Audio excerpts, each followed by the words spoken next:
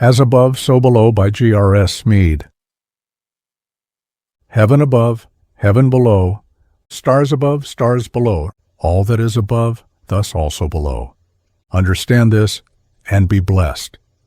As above, so below, a great word, a sacramental phrase, a saying of wisdom, an aphorism, a mystic formula of fundamental law, or a two-edged sword of word fence that will probably do the wielder serious damage if he is not previously put through careful training in its handling. Whether this famous word is of Hermetic origin or no, we will not stay formally to inquire. In essence, it is probably as old as human thought itself, and as probably the idea lying underneath it has been turned topsy-turvy more frequently than any other of the immortal company. As above, so below, doubtless enshrines some vast idea of analogical law, some basis of true reason, which would sum up the manifold appearances of things into one single verity. But the understanding of the nature of this mystery of manifoldness from the one, all one and one in all, is not to be attained by careless thinking, or by some lucky guess, or by the pastime of artificial correspondencing.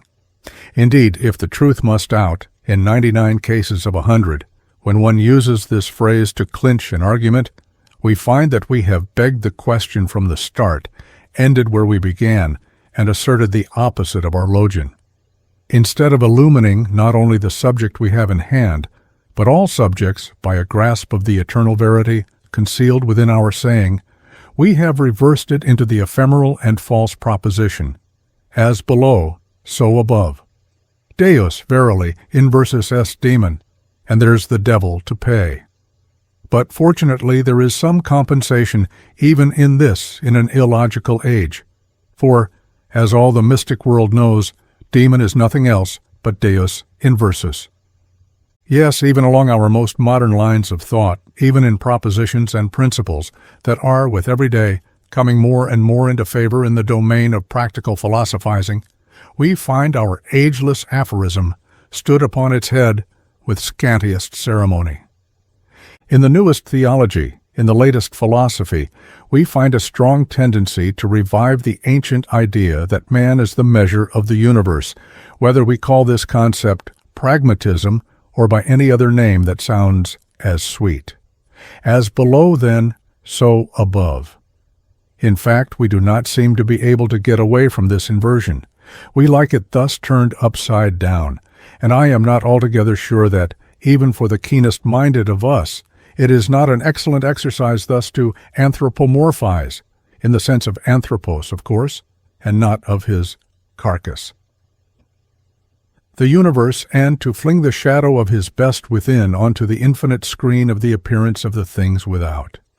For is not man kin really with all these worlds, systems, elements, and spaces, infinitudes, and times, and timelessness? But this way of looking at the thing does not, as a rule, bother the beginner in mystic speculation. Fascinated with some little-known fact of the below, marveling at some striking incident that has come under his notice, striking, fascinating for him, of course, he usually puts a weight upon it that it cannot bear, exaggerates a particular into a universal, and with a desperate plunge of joy images that he has finally arrived at truth, taking his topsy-turvy as below for the eternal as above. He does not yet realize that, had he truly reached to that above, he would know not only the solitary below that has come dazzlingly into his cosmos, but every other below of the same class. But again, from this height of philosophizing, let us come down to mystic commonplace. Of things physical we have certain definite knowledge, summed up in the accurate measurement and observations and general mechanical art of modern science. Beyond this domain for mechanical science there is X, for the seeing. Mystic there is not X, but an indefinite series of phases of subtler and subtler sensations. Now, as every intelligent reader knows, it is just the nature of these extra-normal impressions that is beginning to be critically investigated on the lines of the impersonal method and justly belauded by all scientific workers. In this domain of such intense interest to many students of theosophy, how shall we say our as above applies? And here let us start at the beginning, that is to say, the first discrete degree beyond the physical, the psychic, or so-called astral. What constitutes this a discrete degree? Is it in reality a discrete degree? And by discrete I mean, is it discontinuous with the physical? That is to say, is there some fundamental change of kind between the two? East is east, and west is west. Astral is astral, and physical is physical. But how? Sensationally only, or is it also rationally to be distinguished? The first difficulty that confronts us is this, that however keen a man's subtler senses may be, no matter how highly clear-seeing he may have become, I speak, of course, only of what has come under my own personal observation and from the general literature of the subject of vision and apocalyptic proper, of course, and not of the subjective seeing or recalling of physical scenes. He seems unable to convey his own immediate experience clearly to a second person, unless, of course, that second person can see with the first. Try how he may, he is apparently compelled to fall back on physical terms in which to explain. Nay, it is highly probable that all that has been written on the astral has produced no other impression on non-psychic readers than that it is a subtler phase of the physical. And this presumably because the very seer himself, in explaining the impressions he registers to himself, that is, to his physical consciousness, has to translate them into the only forms that consciousness can supply, namely physical forms. Indeed, there seems to be a gulf fixed between psychic and physical, so that those impressions which would pass from thence to us cannot. In other words, they cannot, in the very nature of things, come naked into this world. They must be clothed. Now, if this is true, if this is an unavoidable fact in nature, then the very nature of the astral is removed from the nature of the physical by an unbridgeable gulf. East is east, and west is west. But is it really true? Is it only that, so far, no one is known who can bridge the gulf perfectly? Or supposing even that there be those who can so bridge it, is it that they are unable to make their knowledge known to others simply because these others cannot bridge the gulf in their own personal consciousness, and therefore cannot follow the continuum of their more gifted brethren? But even supposing there is a continuity from physical to astral, it would seem that we must, so to speak, go there, and that it cannot come here. In other words, the astral cannot be precisely registered in the physical, the image cannot exactly reproduce the prototype, for if it could, the one would be the other. What then is the nature of the difference of quality or of degree? How, again, we ask, does astral really differ from physical? Can we in this derive any satisfaction from speculations concerning the so-called fourth dimension of matter? This is a subject of immense difficulty, and I do not propose to enter into anything but its outermost court. In fact, I am incapable of doing so. All that I desire to note for the present is that all analogies between flatland and our three-dimensional space, and between the latter and the presupposed fourth-dimensional stage, are based upon the most flagrant petitio principii. It is a case of as below, so above, in excelsis. Flatland, space of two dimensions, plus the further gratuitous assumption of two-dimensional beings who have their being and their moving therein, is inconceivable as matter of any kind. A superficies is an idea. It is not a thing of the sensible world. We can conceive a superficies in our minds. It is a mental concept. It is not a sensible reality. We can't see it, nor taste it, nor hear it, nor smell it, nor touch it. Our two-dimensional beings are not only figments of the imagination, they are absolutely inconceivable as entities. They can't be conscious of one another, for in the abstract concept called a surface, there can be no position from the standpoint of itself and things like it, but only from the standpoint of another. Even the most primitive sense of touch would be non-existent for our flatlanders, for there would be nothing to touch, and so on, and so forth. Therefore, to imagine how three-dimensional things would appear to the consciousness of a flatlander, and from this, by analogy, to try to construct four-dimensional things from a series of three-dimensional phenomena is apparently a very vicious circle indeed. We can't get at it that way. We have to seek another way, a very different other way, apparently, by means of which we may get out of three dimensions into what? Into two. Either way, or every way, who knows? Anyway, the later Platonic school, curiously enough, called the astral the plane, basing themselves on one of the so-called Chaldean oracles. Do not soil the spirit, nor turn the plane into the solid, where the spirit corresponds apparently to what modern theosophical terminology calls the etheric, and the plane to the astral. As Sellis says in commenting on this logion, the Chaldeans clothed the soul in two vestures, the one they called the spirituous, which is woven for it, as it were, out of the sensible body, the other, the radiant, subtle, and impalpable, which they call the plane. Higher than this were the lines and points, all of which pertained presumably to the region of mind. What then, again we ask, is the astral proper as compared with the physical? How do things appear to themselves on the astral proper?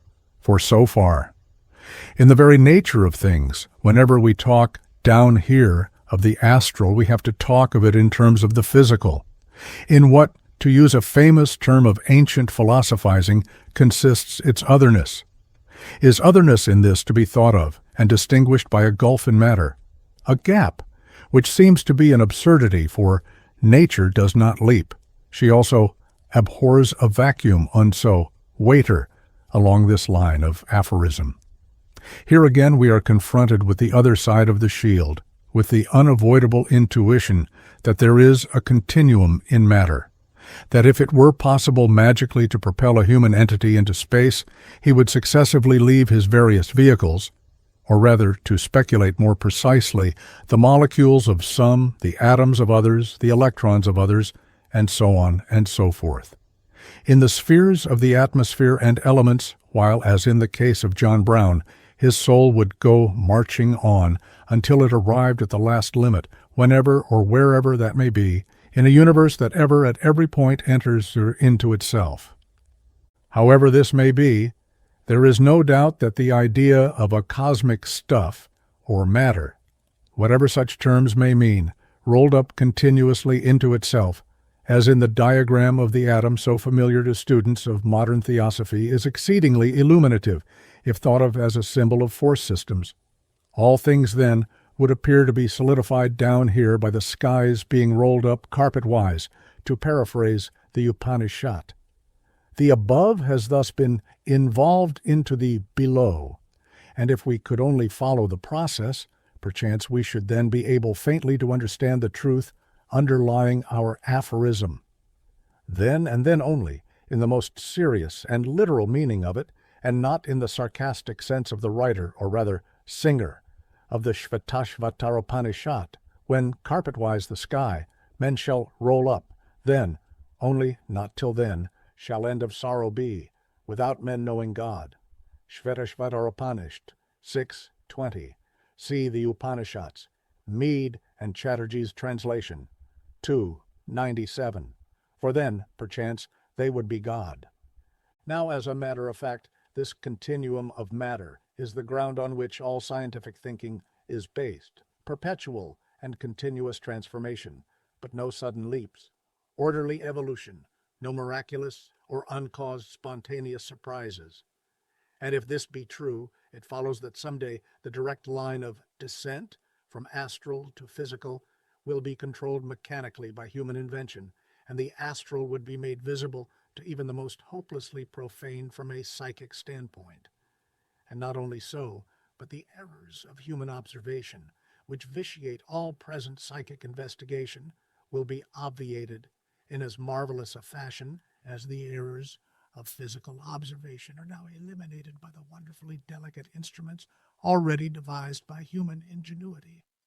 This seems immediately to follow from the major premise of our present speculation, but somehow or other I am by no means satisfied that this will be the case. Is our salvation to be dependent upon machines? DEI ex machinis indeed. But what has all this to do with as above, so below?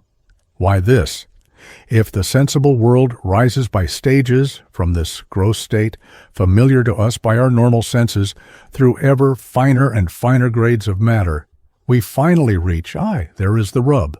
What do we reach? Where do we start? The truth of the matter is, be it whispered lowly, you can't think it out in terms of matter. But take the ever-so-thin idea for the moment as sufficiently indefinite for any mystic who is not a metaphysician, using the latter term in the old way, where physis included all nature, that is, natura, the field of becoming. As above, so below. How many stages above? Let us say 7 to be in the fashion. The above will then be very nebulous, presumably, a sort of spherical, primitive streak. From the within without, but a primitive streak in its own mode and fashion, and differing presumably toto coelo from the primitive streak that first appears in physical embryology. There may be correspondence, but that correspondence must be traced through numerous orders of matter, the very next succeeding order to the physical already acting as force or energy to the matter which falls beneath our normal senses. Here we are again, at the very outset, face to face with the astral X, which, compared with the physical, should perhaps be regarded as a system of forces, rather than as a mold of the same fashion and form as the physical. And if this view is, at any rate, one stage nearer the reality than the interpretation of the astral by purely physical imagery and symbolism, what can possibly be the nature of our spherical primitive streak stage, when already at the first remove we beggar all our possibilities of description, for we certainly do not get much forwarder by simply flinging the picture of the physical, as it were, onto a series of mirrors which differ from one another only in the distance they are removed one from another. At any rate, it seems so to the reflecting mind of man, though maybe it seems quite as natural to his subtler senses, so to speak of their experience when he converses physically about a thing or a G.R.S. Let it be understood once for all that I have not the slightest pretension in any way to decide between these apparently eternal oppositions, the sense and the reason. Indeed, I have a private belief that it would be most unseemly and disastrous to attempt to separate the eternal spouses of this sacred marriage, not only unseemly, but sacrilegious to do so, perchance even the sin against the Holy Ghost. Hand in hand, nay, in the most intimate of all unions, must they ever go together, forever giving birth to the true man, who is their common source. Still, it is ever of advantage continuously to keep before our minds the question, what is a prototype? What is a paradigm? What a logos, a reason? What an idea? What, for instance, is the autozoon, the animal itself, as compared with all animals? What the ever, the same, as compared with all the others? Here, to help us, the intuition of things that underlay the philosophizing of the Western world at its birth in conscious reasoning from the time of Pythagoras onwards, comes forward with its setting of the noumenal over against the sensible or phenomenal, the mind over against the soul. The characteristic of the pure mind is that it sees not another, but itself, and knows it ever sees itself. It is the plane of truth. Wherever are the paradigms and ideas and reasons of all things, and when we say where, we do not mean that it is a place or space, for it is the everlasting causation of these, and is not conditioned by them, but self-conditions itself. It would be too long, it would be too difficult, for me to attempt to write on such a sublime theme in these stray thoughts. One thing alone I have desired to call attention to. It is the careless translation of terms into consciousness, and the danger of falling too deeply into the habit of what Stallo calls the reification of ideas. For when you have reified your ideas, be it gravity or atomicity or vibration, you have only got the shadow and not the substance, the appearance, the phenomenon, and not the underlying truth, the noumenon. It will be already seen that even in this short paper, I have used the same words in totally different senses, for when I speak of the sacred marriage of mind and sense, I am using mind in a different sense from the mind of which I have just been speaking, which in this sense stands for the self, the Atman of Hindu philosophy. But no matter how we use our words, and who that loves wisdom is so foolish as to quarrel about words, it seems to be an inexpugnable position in right reason, that sight which reveals to man the reasons of things is a higher and more divine possession than that sight which sees the sensible forms of things, no matter how exquisitely beautiful and grandiose such forms may be. And when I say sees the reasons of things, do I mean the intellectual grasping of some single explanation, some formula, some abstraction? By no means. I mean by reason, logos. I mean that when we see the reasons of things, we see ourselves in all things. For our true selves are the true ground of our being, that in us which constitutes us sons of God. Logoi as he is logos, kin to him. As above, so below. What then is the above where there is no place, no direction, no dimension, and no time? And is the above superior to the below? Ah, that is where the mind breaks down, unable to grasp it. Is eternity greater than time? Is the same mightier than the other? Of course it is, we say, as so many in so many schools have said before, but is it really so? Are we not still in the region of the opposites, neither of which can exist without the other, and each of which is co-equal with the other? We are still in the region of words. Words, in this case not reasons, though the same word does duty for both in Greek, logos, showing yet once again that in verity demon est Deus inversus. No words indeed can tell of him, or of that if you so prefer, though the neuter gender is as little appropriate as the masculine. Thou that art to be worshipped in silence alone. As thou art above, so art thou below. As thou art in thyself, so art thou in man. As thyself is in thee, so is thy man in thyself, now and forever.